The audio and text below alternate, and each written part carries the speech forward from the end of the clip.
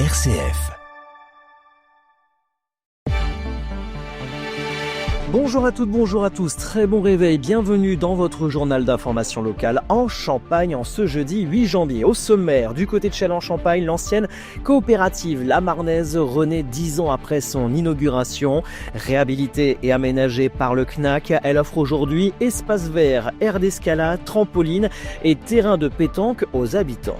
Dans ce journal, nous ferons un focus sur l'exposition Et soudain le Champagne au musée de vin de Champagne et d'archéologie régionale d'Épernay. Mais tout d'abord, un point sur la météo près de chez vous pour aujourd'hui en Champagne selon Météo France. Après ce temps neigeux hier, retour d'un temps pluvieux aujourd'hui, ciel nuageux et pluvieux sur l'ensemble de la journée avec des températures qui remontent un tout petit peu, comprises ce matin entre 1 et 2 degrés et jusqu'à 4 degrés prévus pour les maximales. RCF Cœur de Champagne, le journal Christopher Fausten. La vigilance orange, neige et verglas a été levée hier soir dans la Marne et l'Aube. Les deux départements sont désormais en vigilance jaune, neige, verglas. Les transports scolaires ont repris ce matin dans l'Aube, mais restent suspendus dans la Marne. Malgré la baisse d'intensité des intempéries, les routes restent glissantes. Par mesure de sécurité, le préfet de la Marne a décidé hier soir de maintenir l'interruption des transports scolaires ce jeudi 8 janvier sur l'ensemble du département. Si l'épisode neigeux est derrière nous, quelques flocons pourraient encore tomber localement ce matin, l'attention se tourne désormais vers la tempête Goretti. Cette dépression explosive venue de l'océan Atlantique apportera des vents violents jeudi et durant la nuit suivante. Le littoral du quart nord-ouest de la Bretagne aux Hauts-de-France en passant par la Normandie sera le plus exposé avec des rafales pouvant dépasser 130 km/h. L'intérieur des terres, dont la Marne et l'Aube, ne sera pas épargné. Les deux départements sont placés en vigilance jaune vent dès 22h ce soir, avec des rafales attendues entre 75 et 90 km/h. Soyez prudents et vigilants. 10 ans après son inauguration, l'ancienne coopérative La Marnaise, située avenue du Maréchal Leclerc à Châlons-Champagne, se présente aujourd'hui sous un tout nouveau jour, plus ouverte, plus arborée. La friche réhabilitée a été métamorphosée grâce à l'impulsion du Centre national des arts du cirque qui occupe désormais le site. Après près de 4 mois de travaux, le lieu accueille désormais une aire d'escalade, 3 trampolines, une balançoire et même 2 terrains de pétanque pour le plus grand plaisir des habitants. Emmanuel Guillaume, adjointe au maire en charge de la culture, nous rappelle l'historique du projet.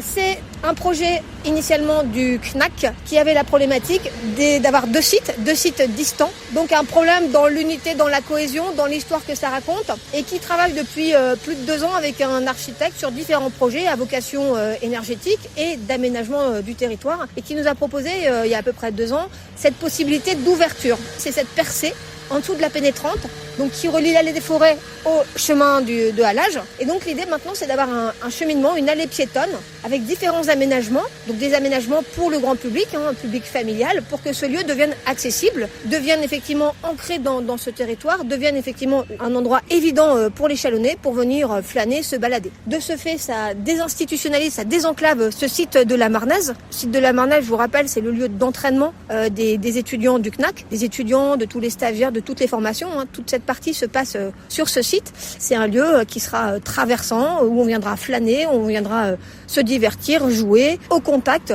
des jeunes et des moins jeunes qui fréquentent le site de la Marnaise. Au total, ce chantier représente un investissement de 820 000 €, dont 240 000 financés par le ministère de la Culture pour le CNAC et 580 000 à la charge de la municipalité, subventionnée à hauteur de près de 80 000 € par l'Agence de l'eau.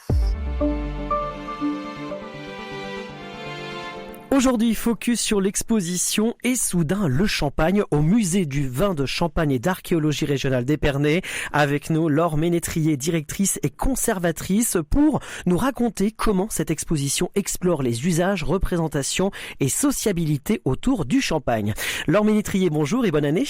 Bonjour, meilleurs vœux également. Merci. Laure Ménétrier, quels aspects méconnus du champagne les visiteurs découvriront-ils dans l'exposition ? Alors en effet, les visiteurs vont pouvoir découvrir beaucoup d'aspects, certains qui sont peut-être déjà assez bien appréhendés, d'autres vraiment méconnus.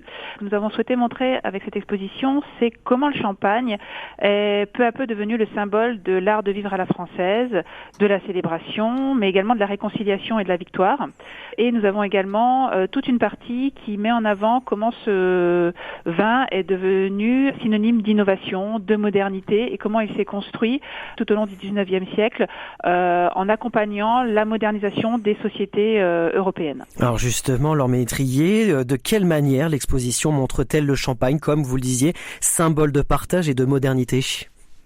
Alors c'est une exposition qui réunit plus de 200 objets, donc c'est une exposition très généreuse qui est à la fois donc joyeuse, introspective et donc très généreuse puisqu'elle réunit à la fois des contenants à dégustation à champagne, donc des verres, des seaux, des rafraîchissoirs, mais également beaucoup d'affiches publicitaires sur le champagne qui permettent de comprendre comment cet imaginaire autour de la fête et de la célébration s'est construite à partir de la fin du 19e siècle, et puis beaucoup de photographies qui vont montrer comment le champagne s'est associé à certains grands moments de l'histoire de la France et du monde, à travers des repas par exemple, donc des menus vont raconter tout cela, mais également comment le champagne s'est associé au monde des arts et du spectacle pour construire cette image de partage et de générosité, dans ce qui nous permet de croiser dans l'exposition des personnalités comme Joséphine Baker, Brigitte Bardot récemment décédée, Marlène Dietrich ou encore Grace Kelly, ou également de grands sportifs, puisqu'on montre aussi comment le champagne s'est associé à toutes les grandes pratiques sportives, qu'elles soient amateurs ou professionnelles. Alors la Formule 1, tout ce qui est autour de l'aviation, des paquebots, etc. Donc c'est une exposition en effet très très riche qui est composée de 3 parties. Une sur l'art de vivre à la française et donc le lien entre le champagne et la gastronomie. Une qui est plus concentrée sur le vin du partage et on parle beaucoup de l'amour, notamment le champagne et l'amour. Et une dernière sur l'innovation, vraiment comment au 19e siècle le champagne devient le produit de l'innovation. Et avant de nous quitter, Laure Ménétrier, il y a une date importante à noter pour nos auditeurs, c'est le 22 janvier prochain. Oui, tout à fait. C'est un très beau rendez-vous que nous proposons au musée qui s'intitule Flûte, Coupe et compagnie. Donc c'est en fait une masterclass qui va permettre de déguster plusieurs cuvées de champagne mais dans des contenants différents. C'est-à-dire que chaque cuvée va être dégustée dans des verres différents de manière à se rendre compte de l'importance, de l'influence, de la forme du verre, coupe, flûte, etc., dans le profil aromatique du champagne dégusté. Donc c'est le 22 janvier à 18h30 sur réservation au musée, c'est en partenariat avec l'EMAN et l'Union des sommeliers. Sur rendez-vous, bien évidemment, et le rendez-vous est noté. Merci Laure Ménétrier d'avoir été avec nous. Merci à vous.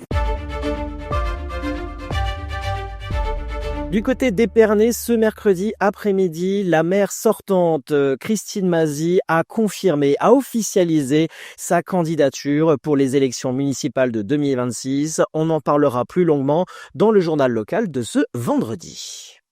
Dans l'Aube, le forum Avenir étudiant se tient au Cube de Troyes du 8 au 10 janvier. Un rendez-vous gratuit et ouvert à tous, dédié aux lycéens de terminale et aux étudiants de l'Aube et de la Haute-Marne. Objectif, aider à l'orientation post-bac avec la présentation de toutes les formations diplômantes du territoire et de nombreux cursus régionaux et extra-régionaux. 3 jours pour rencontrer les établissements, découvrir les filières et conforter ses choix d'avenir. Ouverture de 9h à 17h les 8 et 9 janvier et jusqu'à 14h le 10.